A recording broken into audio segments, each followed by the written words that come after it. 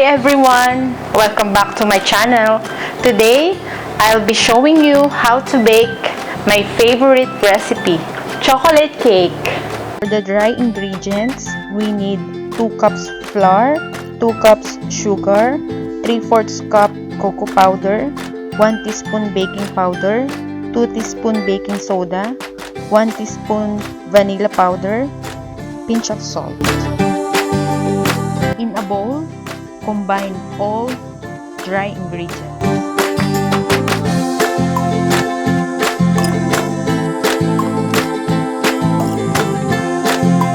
Manually stir it with a wire whisk to incorporate.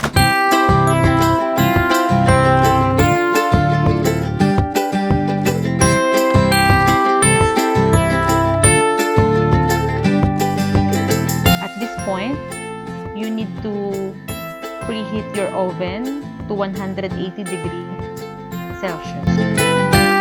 For the wet ingredients, we need 1 cup hot coffee, 1/2 cup cooking oil, 2 eggs, and a cup of milk. After mixing all the dry ingredients, add first the hot coffee.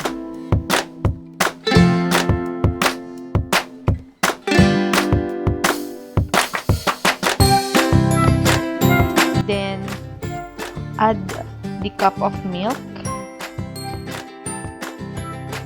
eggs, and the cooking oil. You can use any cooking oil.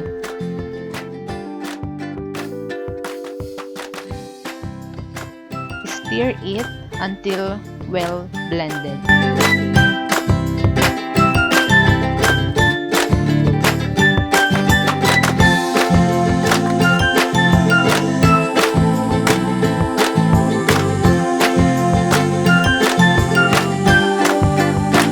So I think this is ready. All the dry and the wet ingredients are well incorporated. Now, pour the batter into pan. Make sure you line it with parchment paper.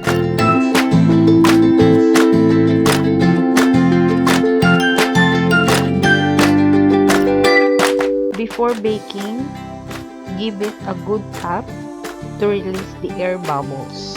Bake this for about 40 to 45 minutes. For frosting, we need 1/2 cup cocoa powder, 1 cup sugar, 2 tablespoons of flour, 1/4 cup butter, 1/4 cup water, and 1 cup evaporated milk. While we are waiting for our cake, now we will prepare our frosting. For the frosting, combine sugar, flour, cocoa powder,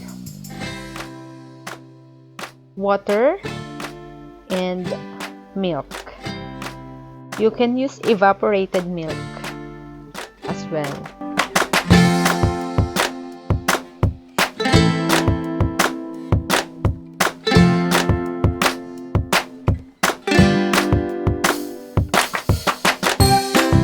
We need to dissolve it very well. You need to sift this before placing it to your pan to prevent lumps.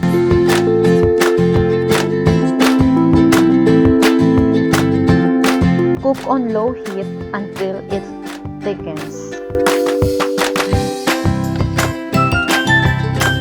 There's no specific time of cooking this frosting.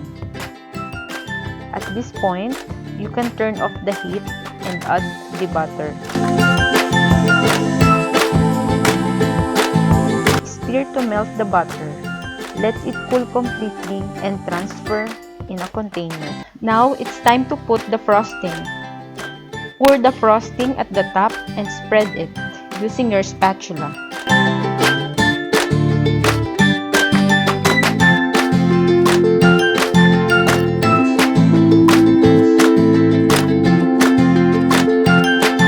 When you're craving for a cake, instead of going out, why not try to bake your own inside your house?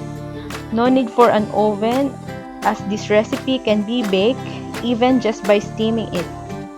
To steam this cake, it takes 45 minutes to 1 hour or until a toothpick inserted in the center and it comes out clean.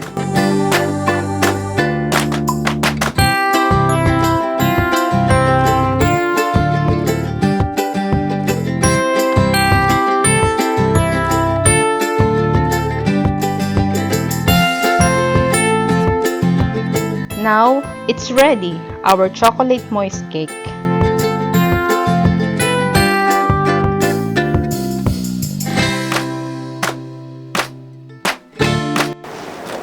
Hope you guys enjoyed. See you on my next video. Don't forget to like, share, and subscribe.